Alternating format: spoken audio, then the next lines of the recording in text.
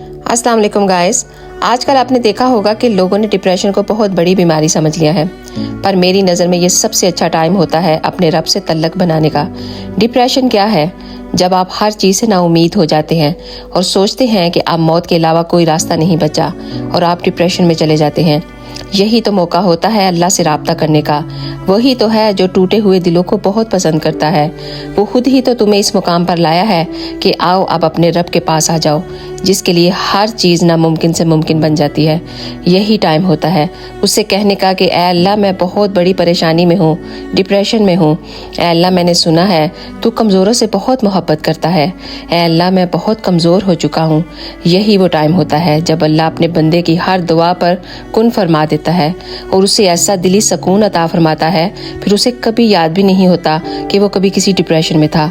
तो अल्लाह से कनेक्ट हो जाओ तो कभी डिप्रेशन में नहीं जाओगे। अगर वीडियो अच्छी